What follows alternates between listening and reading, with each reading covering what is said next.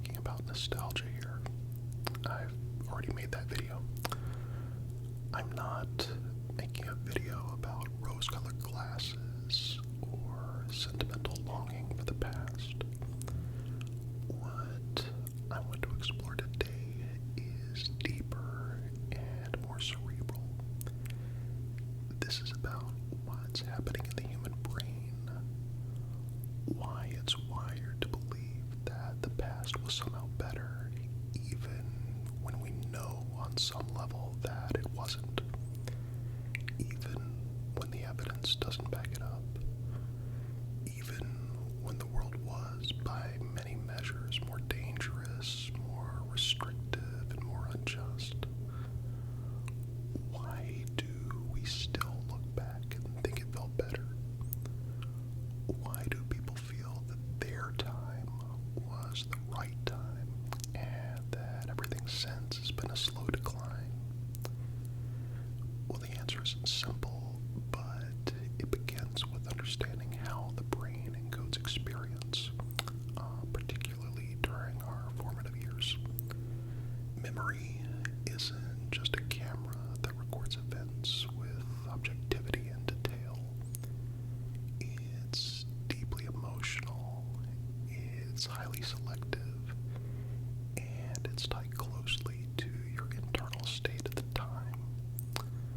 When you were young, especially during adolescence and early adulthood, your brain was in a state of rapid growth, not just physically, but cognitively and emotionally.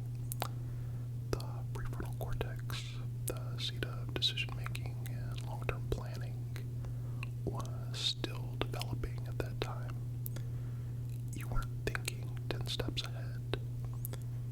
You were reacting, feeling, and absorbing the world in a raw and vivid way. The dopamine system was firing more easily, meaning that rewards, whether it was hearing your favorite song, experiencing a new friendship, or just enjoying a snack, were far more intense. Life basically felt more immediate. But more importantly, you probably had fewer responsibilities. You didn't have a mortgage. You didn't have to worry about paying taxes, or raising kids, or dealing with a failing marriage, or dealing with a demanding job. Didn't have to worry about this global instability.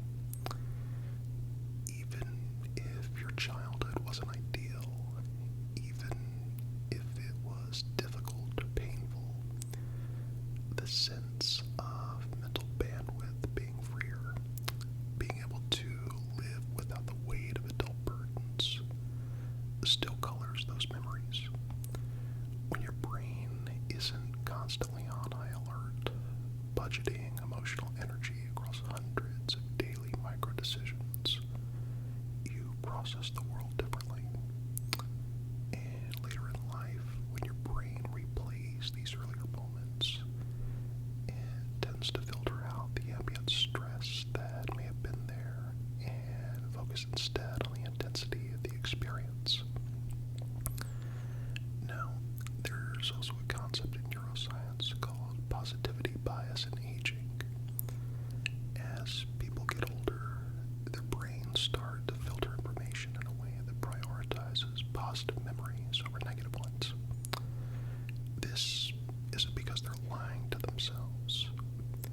It's because the brain, consciously or unconsciously, seeks an emotional equilibrium. With age comes the understanding that life is finite, and the brain shifts toward maintaining emotional well-being rather than survival-focused vigilance. So, over time, your memory of earlier decades becomes more favorable. Not necessarily because those years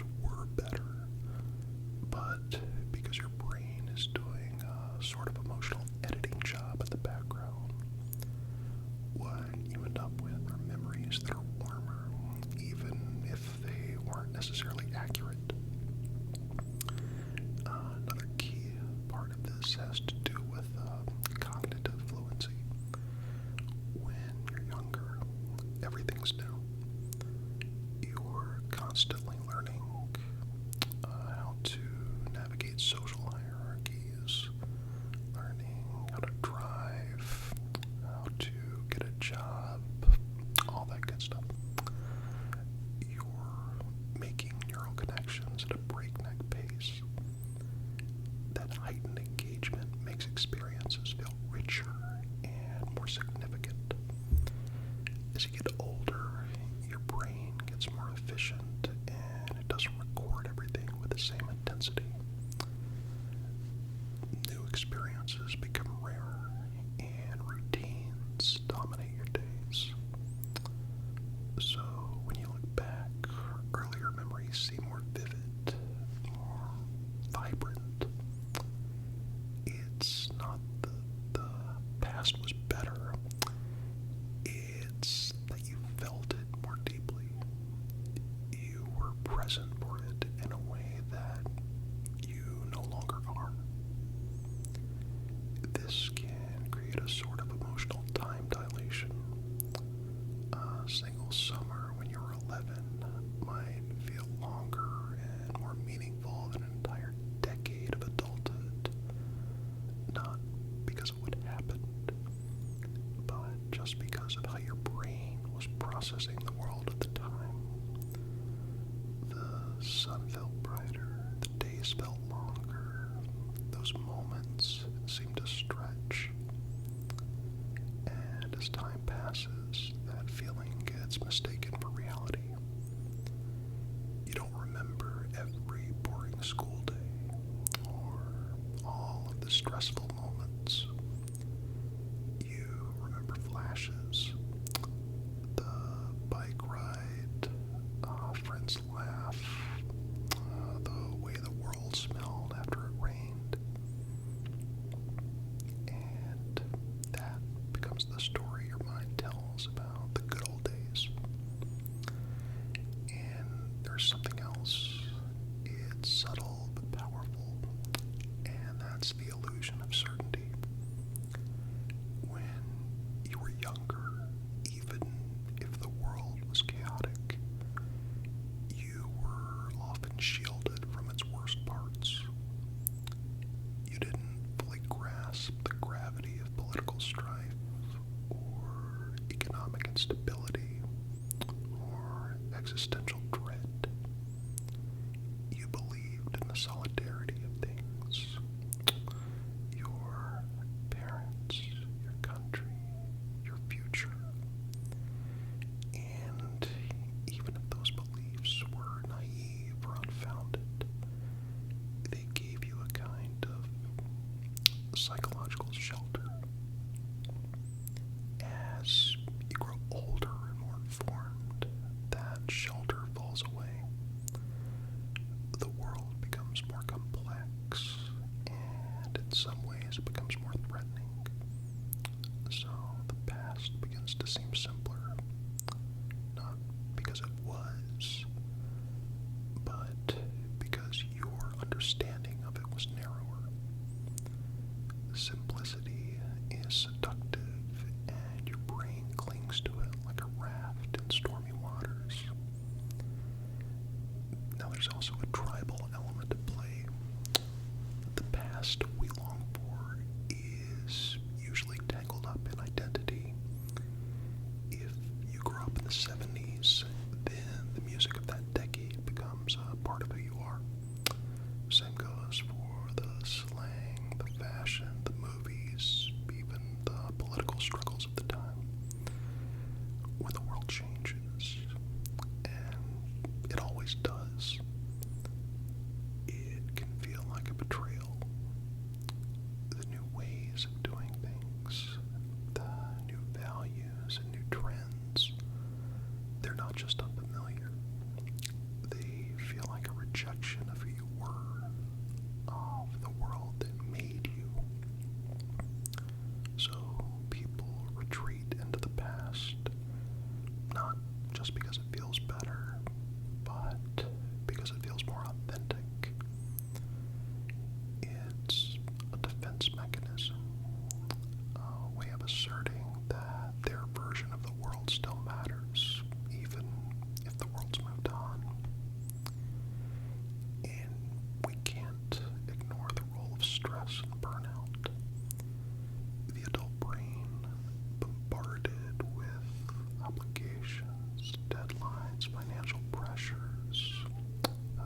social comparison.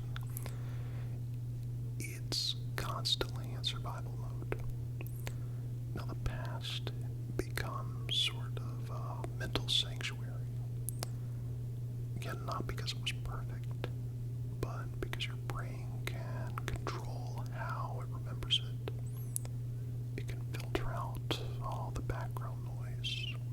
It can compress the bad and emphasize the good. It can curate a version of the past that serves as an emotional refuge, especially when the present feels overwhelming. But it's not universal. Not everyone had a happy youth.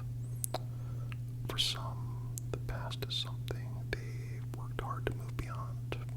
And for those individuals, the idea that things used to be better may ring hollow or even painful. But even in those cases, the brain can still engage in selective comparison. You might not long for your own past, but you may still feel that the world was better, more polite, less polarized, more grounded. Again, that perception may not be rooted in fact, but in a psychological need for structure and familiarity in an age that feels increasingly chaotic. Now, it's also worth pointing out that as we age, the pace of innovation and cultural change accelerates, and our brains aren't really wired for exponential change. We evolved in environments where progress was measured in seasons, not software updates. So, when the world around us changes faster than we can fully adapt, it creates a sort of cognitive dissonance. The mind, seeking equilibrium, latches onto the last version of the world it fully understood and says, that was the real world. Everything since becomes an aberration, something not quite real and not quite right. In the end, this tendency to look back and say things were better when I was younger isn't necessarily a flaw. It's a product of how the human brain prioritizes emotional survival over historical accuracy. It's about seeking stability in a constantly shifting world, about finding comfort in familiarity, and about reaffirming that our memories, even the flawed ones, still matter. It's not that the past was objectively better.